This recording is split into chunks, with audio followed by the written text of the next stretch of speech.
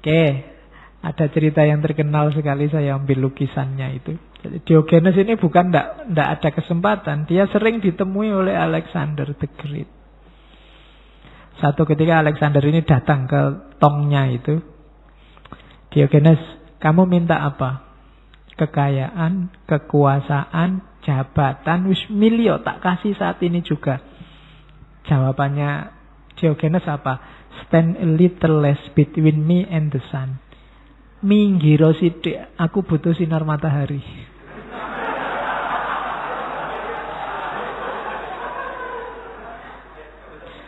Jadi dia cuma butuh sinar matahari, sampean ngadeg di depanku malah ketutupan, mataharinya minggir. Bayangkan Alexander the Great digituin loh. Penguasa sepertiga dunia, menawari apapun yang dia minta, permintaannya cuma satu, minggir. Karena kamu berdiri di depanku itu nutupi matahari. Jadi ini yang tidak bisa kamu kan, tiba-tiba Jokowi datang padamu, kamu mau apa? Kamu dikai sepeda, sawenenge setengah mati. Iya. Kalau Diogenes cuma, Pak minggir Pak, jangan di depan saya. Aku butuh sinar matahari ini. Jadi, oke. Oh, kalau kamu bisa kayak gini luar biasa. Makanya dia manusia alternatif. Jarang orang kayak gini. Itu saya bawa anekdotnya itu. Satu ketika pas dia di kuburan, dia nyari-nyari tulang. Kebetulan ada Alexander. Kamu nyari apa Diogenes di kuburan? Aku nyari tulang belulangnya ayahmu. Tapi susah aku membedakannya dari tulang belulangnya para budak. Manusia kalau sudah jadi tulang sama saja. Meskipun yang satu raja, yang satu budak. Dan nanti di banyak kesempatan Alexander ini suka sama Diogenes. Meskipun wongnya sakarepe dhewe. Nanti ada banyak nasihat-nasihat dari Diogenes yang saya tidak bisa bawa ke sini. Kapan-kapan saya bawa. Ada tokoh yang bahas Diogenes, mistikus unik juga. Sebenarnya harusnya masuk manusia alternatif, namanya Osho. Tokoh spiritual juga. Itu dia bahas banyak nasihat-nasihatnya Diogenes pada Alexander. Kapan-kapan kita angkat Osho. Sampai Alexander itu bilang, kalau aku bukan Alexander, males aku. Maka aku adalah Diogenes. Jadi dia ingin jadi Diogenes. Setelah dia ngomong gitu, Diogenes ngomong, kalau aku bukan Diogenes, aku berharap aku Diogenes. Ya kan, lo itu orang yang sangat puas, sangat cukup dengan dirinya sendiri. Kalau kamu kan masih pingin jadi apa gitu. Mbok aku dulu lahir jadi anak Jokowi, kan sekarang punya bisnis martabak misalnya. Mbok aku, kamu kan mimpimu pingin jadi macam-macam. Tapi kalau Diogenes karena dia puas dengan dirinya sendiri. Kalau aku bukan Diogenes, ya aku pingin jadi Diogenes. Padahal tadi Alexander itu sudah merendahkan diri. Kalau aku bukan Alexander, aku pingin jadi Diogenes. Nah, itu menunjukkan orang yang, ya memang dia sudah puas dengan dirinya sendiri. Dan orang kayak gini pasti bahagia. Yang bikin kamu tidak bahagia kan kamu banyak tuntutan terhadap dirimu sendiri yang belum terpenuhi. Kalau Diogenes dia sudah puas. Suatu ketika Alexander ini ngobrol sama Diogenes. Diogenes ini, kamu itu ngapain sih kok nyerang ke sana kemari? Loh ya, saya ingin menaklukkan sana, menaklukkan sana, menaklukkan sana. Kalau sudah menaklukkan, ya sudah, selesai, targetku beres, aku bisa istirahat. Katanya dia, kalau cuma mau istirahat, mbak sudah istirahat sekarang aja, ngapain? Hasilnya apa? Nanti ada cerita katanya, karena terkesan dengan Diogenes ini, Alexander ini kan meninggalnya masih muda, umur 33-an tahun. Jadi dia pesan nanti kalau meninggal tolong tanganku dikeluarkan sebelah dari peti matinya. Tujuannya apa? Biar orang ngerti, orang sebesar aku ini yang menguasai sepertiga dunia, waktu mati ya tidak bawa apa-apa. Nah, itu kesan rumus yang mungkin diperoleh dari Diogenes bahwa kita ini sebenarnya tidak punya apa-apa, tidak bawa apa-apa, lahir nggak bawa apa-apa, mati tidak bawa apa-apa. Jadi maka puaslah jadi dirimu sendiri, jangan terlalu banyak nuntut, terlalu banyak kehendak, nanti kamu kecewa. Oke, kalau sama Plato banyak. Diogenes ini lucu, di buku Filosof Juga Manusia saya sebut beberapa itu. Plato ini satu ketika pernah mendefinisikan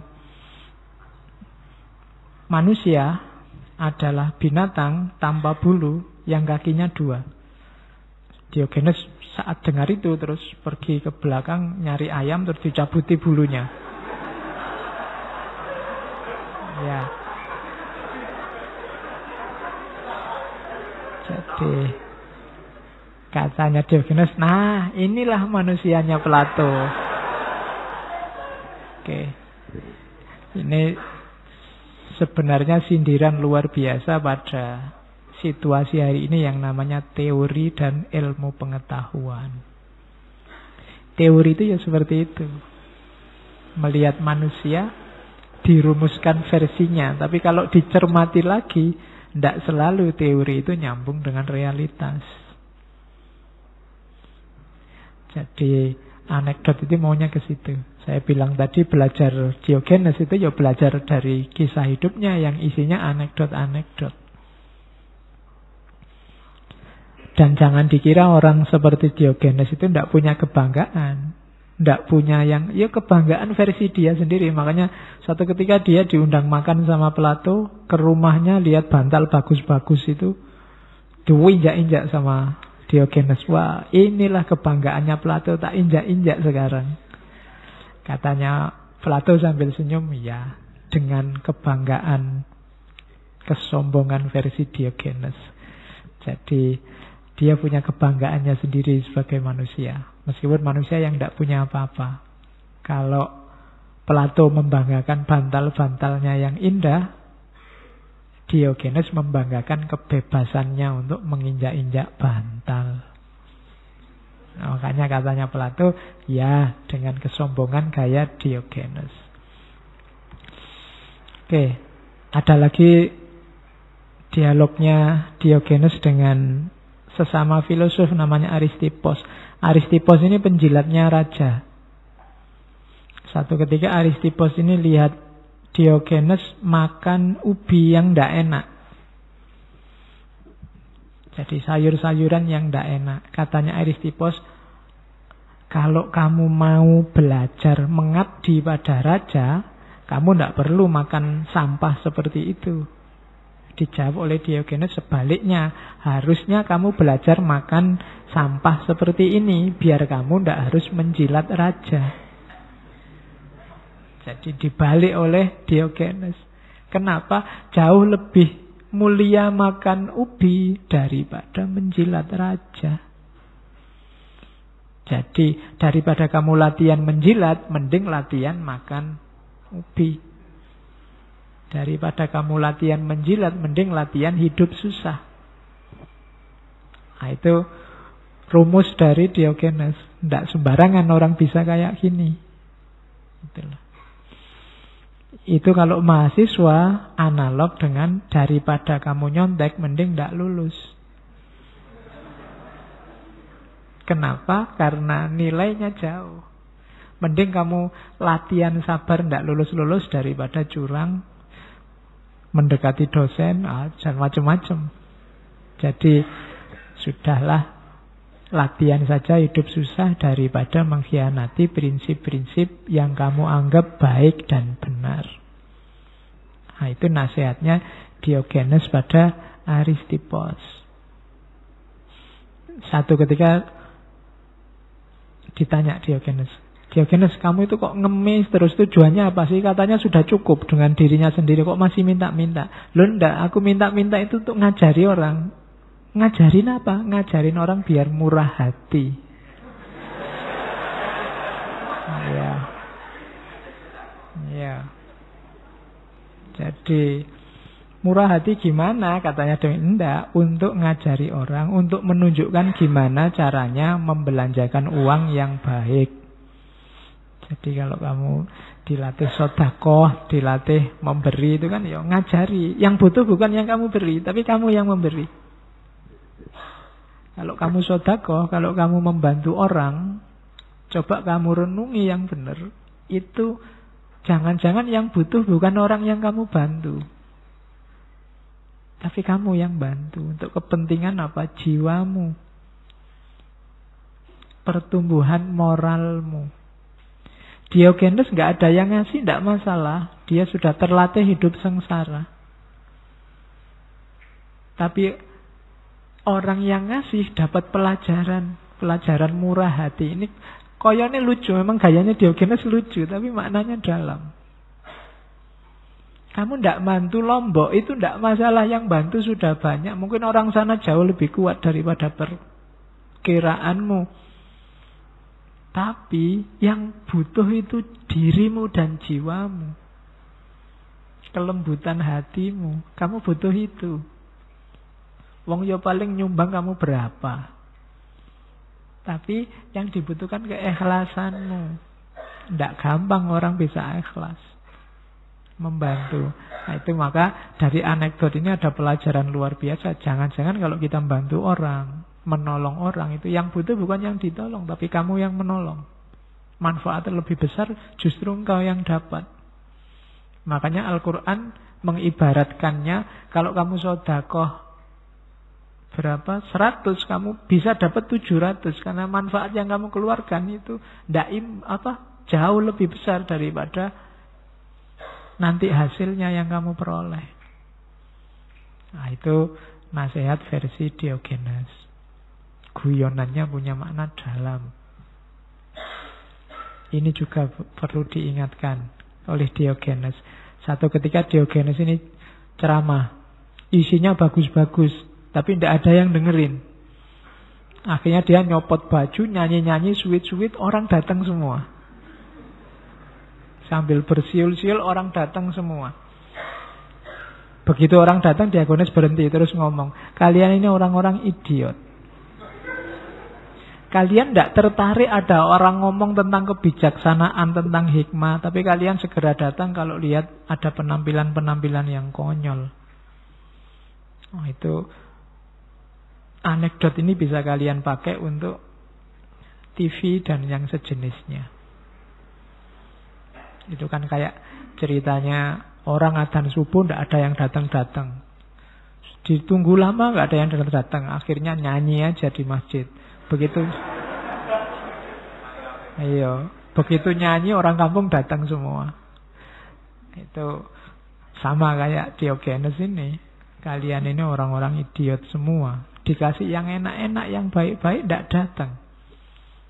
Kalau ada yang aneh, yang tidak jelas baik buruknya, malah semuanya ngumpul.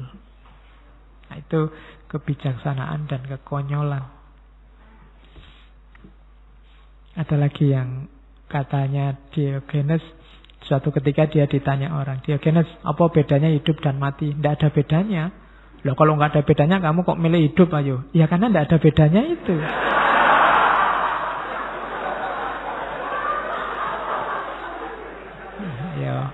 Oke, logikanya pinter ya kamu. Tidak ada bedanya. Aku milih mana saja kan nggak masalah. Kok orang jadi marah? Iya. Anekdot ini saya ambil hari ini. Kita semua kan bilang mau milih calon siapa saja boleh-boleh saja, sah-sah saja. Lah kok kamu marah ada temanmu pilihannya beda sama kamu? Katanya tidak ada bedanya. Kamu kan bilang, calon A punya hak, calon B juga punya hak, sah-sah saja. Dan orang boleh milih sesuai yang dia suka yang mana. Lah kok kamu marah, ada temanmu milih yang beda sama kamu? Situasi hari ini kan itu. Dan itu bagi saya pas dengan anekdotnya Diogenes ini. Apa bedanya hidup dan mati? Ya sama, tidak ada bedanya katanya Diogenes. Lah kok kamu lebih milih mati? Lah iya, karena tidak ada bedanya. Tidak masalah, aku milih hidup ya boleh, milih mati ya boleh. Kok kamu protes? Nah itu anekdot lagi. Sama kayak cerita sebelum meninggal. Di orang-orang tanya pada Diogenes, Diogenes, kalau kamu meninggal nanti mau dikubur di mana? Anda usah capek-capek dikubur, buang saja mayat saya keluar benteng kota biar dimakan hewan-hewan. Loh, apa kamu nanti nggak takut dimakan binatang buas? Loh, enggak, nanti di tanganku dikasih tongkat, biar kalau ada binatang buas tak usir. Loh, apa ya bisa, wong kamu sudah mati, enggak ngerti apa-apa. Nah ya kalau saya sudah mati, ngapain saya takut?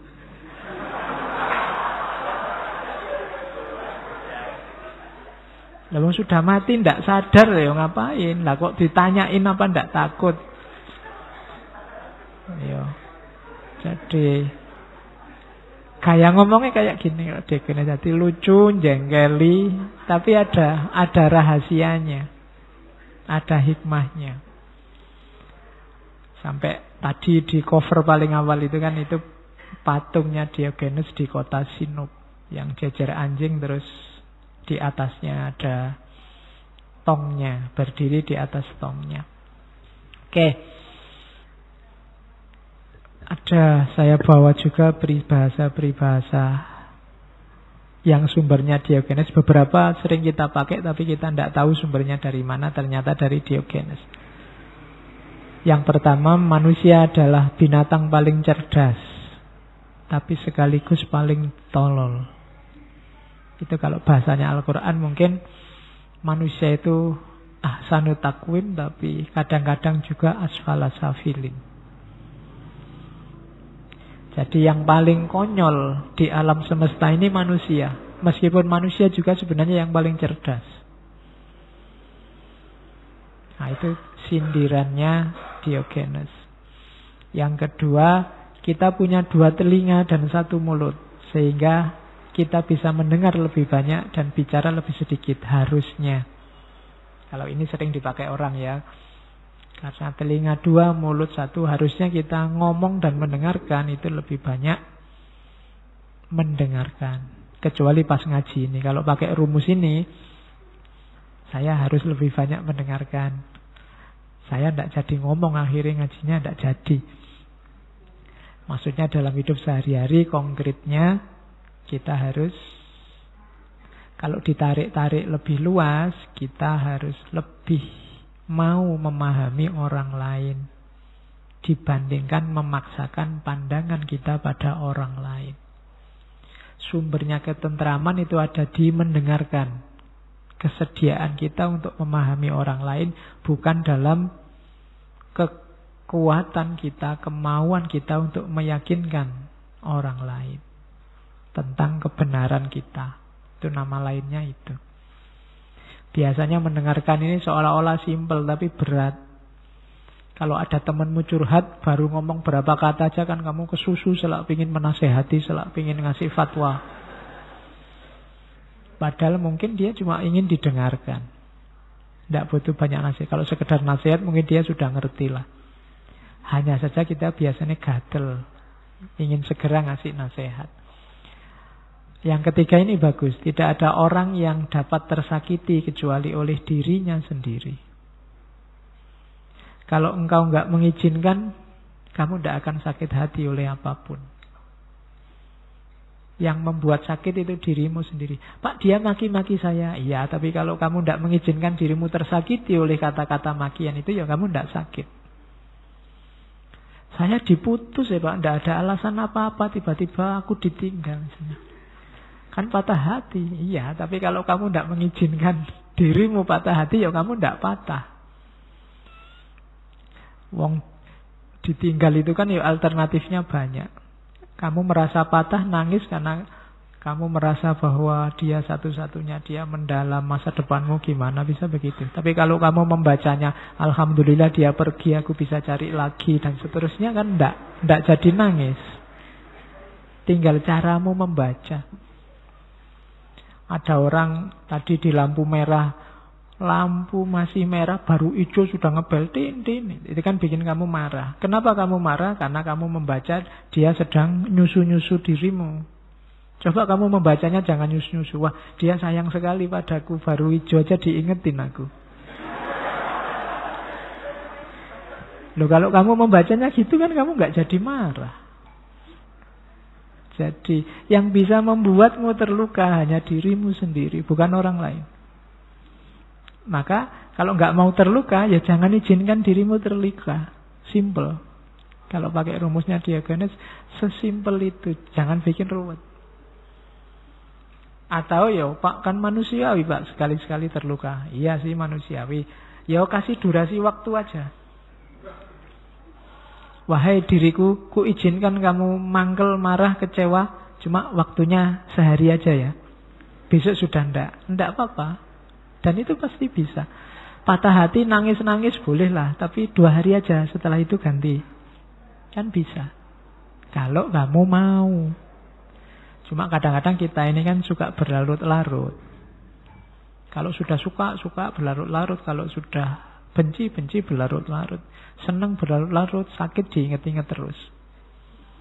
Nah, padahal katanya Diogenes enggak. Yang bisa menyakitimu hanya dirimu sendiri, bukan orang lain. Terus, ini ada rumus unik. Biasanya kan orang kalau ingin benar, ingin lurus, belajar.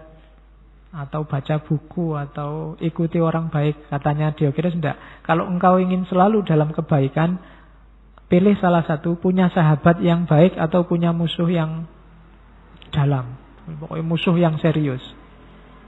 Kalau kamu punya sahabat yang baik, kamu akan diingatkan, kamu akan ditunjukkan jalan yang lurus. Atau kalau nggak punya sahabat, cari musuh.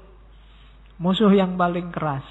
Nah, dari musuh ini kamu akan tahu kelemahan-kelemahanmu. Maka kamu bisa memperbaiki diri. Yang susah itu kalau sahabat tidak punya, musuh tidak punya. Ya. Jadi rumusnya unik. Kalau kamu ingin selalu dalam kebenaran, lakukan, cari musuh yang baik atau sahabat yang baik.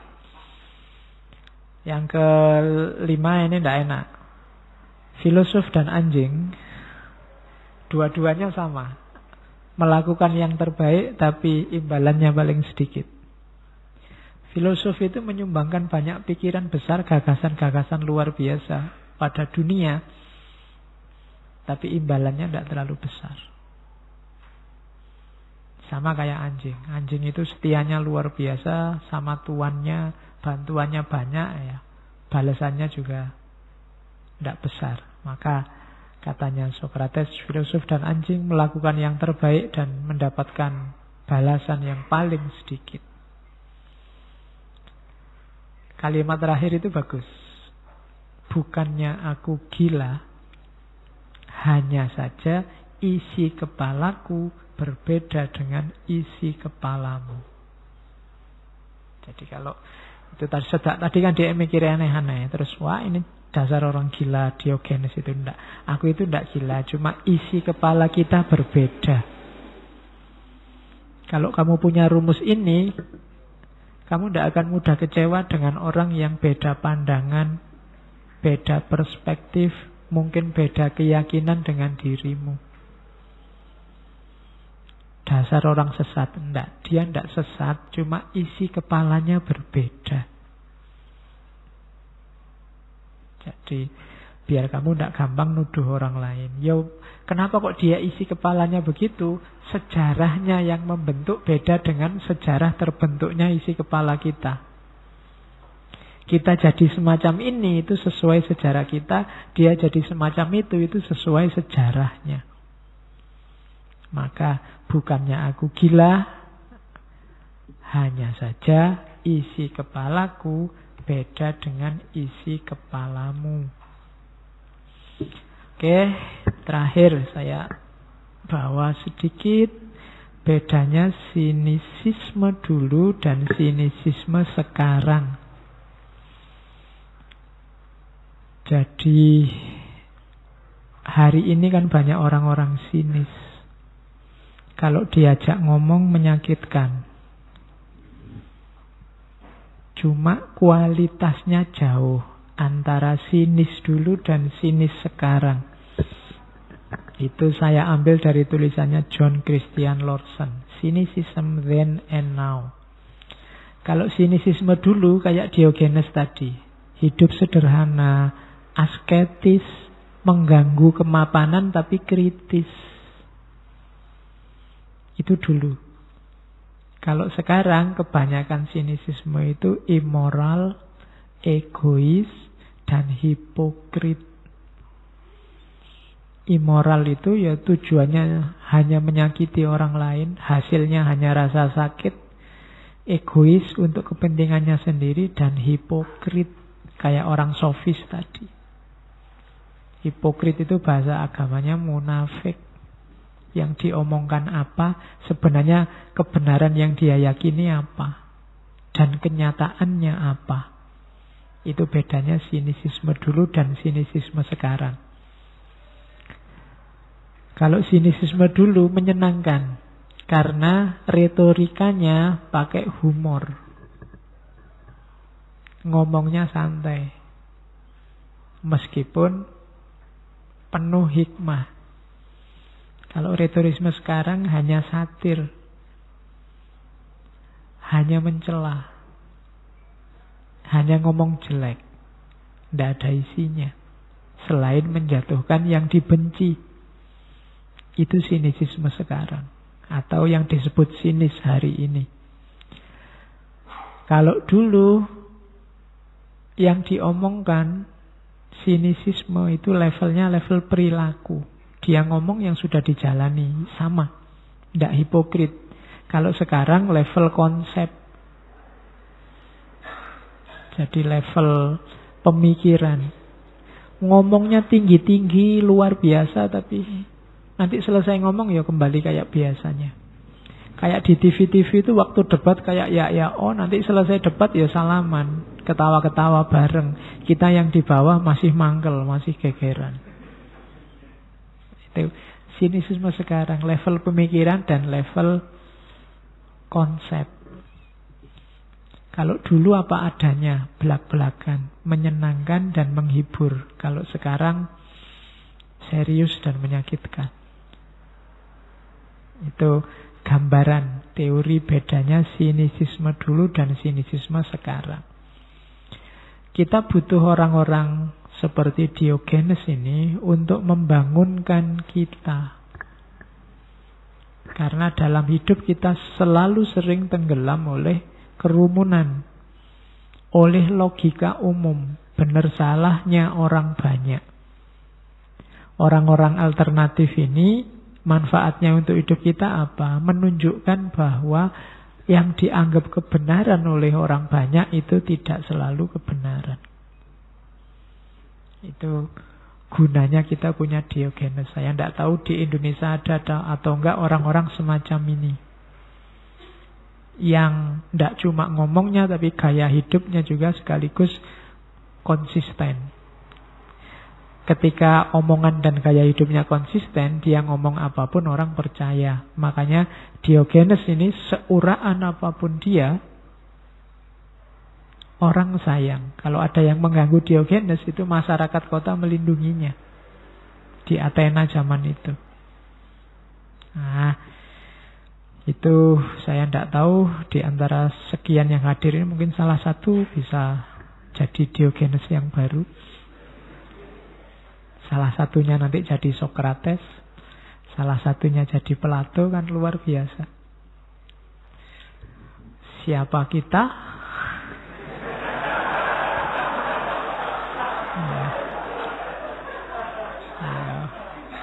Kalau jawabannya Diogenes, warga dunia. Kita ini kosmopolit. Oke, saya kira itu Diogenes. Minggu depan kita ketemu tokoh yang mirip, cuma dari dunia Islam. Dengan gayanya mirip-mirip Diogenes. Namanya Nasruddin Hoja. Hoja ini gelar. Selama ini kita ketemu versi dagelannya saja. Minggu depan kita lihat hikmah apa dari anekdot-anekdot seorang Nasruddin. Oke, saya akhiri sekian. Kurang lebihnya mohon maaf. Wallahul muwafiq, wallahu a'lam bissawab. Wassalamualaikum warahmatullahi wabarakatuh.